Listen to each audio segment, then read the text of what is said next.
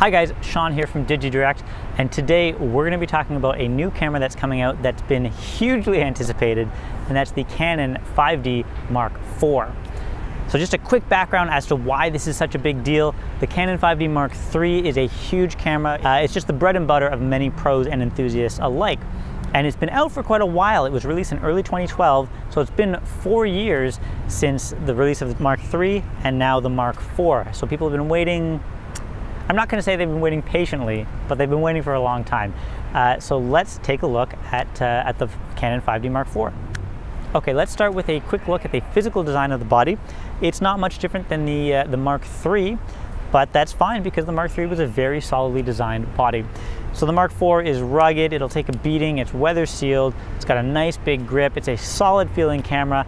If you're used to using a 5D or some of the other Canon DSLRs, you'll feel right at home using the 5D Mark IV. Very good body design. Now at 800 grams, the Mark IV is a little bit smaller and lighter than the Mark III, which was 860 grams. They've also added a new autofocus toggle button, which lets you quickly switch between different autofocus zones. And they've added a fully implemented touchscreen, which is new on the 5D lineup. It's got touch focus, swipe between playback photos, pinch to zoom on playback, the whole shebang. The camera also has one CF card slot and one SD card slot. But okay, let's start talking about some of the new features. So let's start with the sensor. The 5D Mark IV has a 30.4 megapixel sensor. That's quite a jump. The Mark III had a 22 megapixel sensor.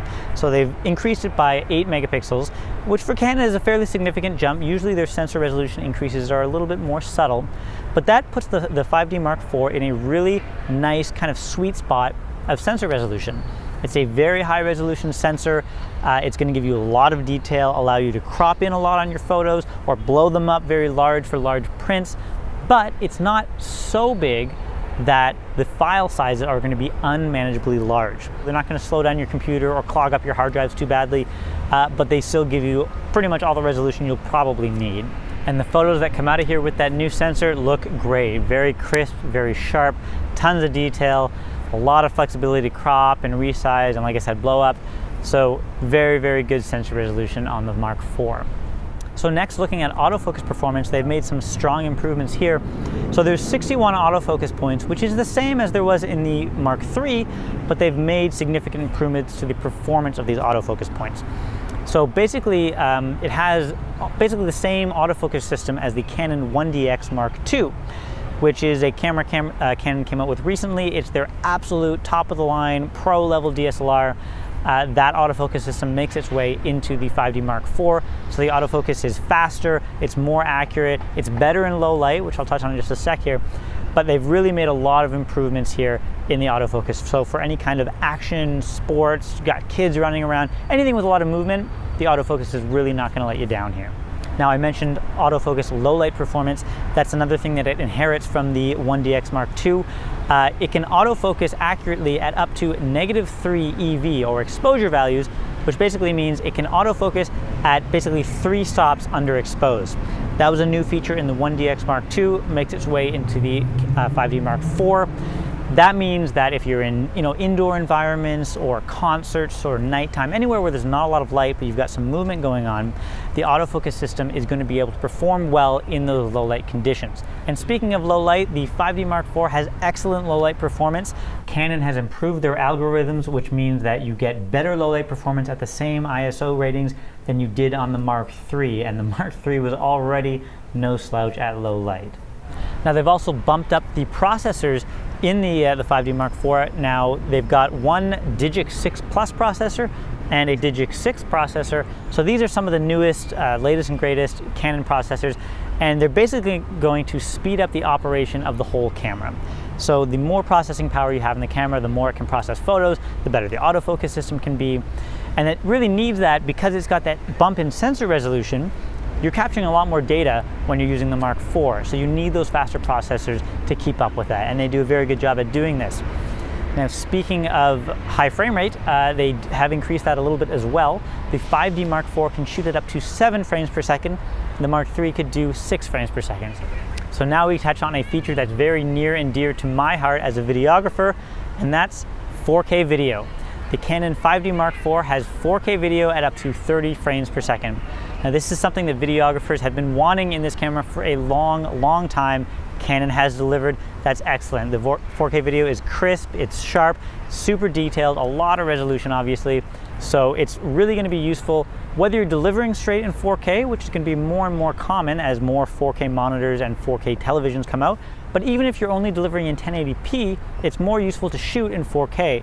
This is because you can then have that extra resolution to do zooms, pans, to reframe your video. You do have a bit more flexibility, which is very useful. I think a lot of people are going to be very happy with this new addition. They've also added a new feature where you can pull an 8 megapixel still from a 4K video. Now on that same subject, they've also added 1080p video at 60 frames per second, which is another good addition. Previously, we could only shoot 60 frames per second in 720 on the 5D Mark III. So they've upped that, so now you can finally shoot slow-mo at full HD. And finally, they've added Wi-Fi and GPS into the 5D Mark IV, and they've added a new file format called Dual Pixel RAW, which will basically give you a little bit more flexibility when dealing with your files. Canon is also releasing new versions of two of their high-end lenses, the 24-105 f4L IS and the 16-35 f2.8L. So there you have it, that's the Canon 5D Mark IV. It's been a long time coming, but Canon have definitely listened to their customers and their users. They've included a lot of features that people have been asking for. I think it's going to be a bit of a crowd pleaser from that perspective. The photos are gorgeous, the video is gorgeous, the camera body is solid, the autofocus is fast. It's an excellent camera. So if you're looking for a very high level, good quality camera, definitely check out the Canon 5D Mark IV. If you want to learn more about the Canon 5D Mark IV, come into one of our stores. Now, if you're watching this before September 8th, 2016, the camera's not actually been released yet, but we'd be happy to give you more information. Although if you're in the Sydney area and it's August 26th or 27th, you can come to our Chatswood store and take a quick sneak peek at it. Watch this video for a bit more info on that. But if it's after September 8th, we'll have the camera in stock. Come check it out. We'd be happy to give you more information and test it out. We've got stores in the Sydney CBD, Chatswood, Bondi Junction, Miranda, the Melbourne CBD, the Brisbane CBD, and a new store that's just opened in Cannington, Western Australia, which is just outside of Perth. You can also order the Canon 5D Mark IV on our website at www.digidirect.com.au. Take care.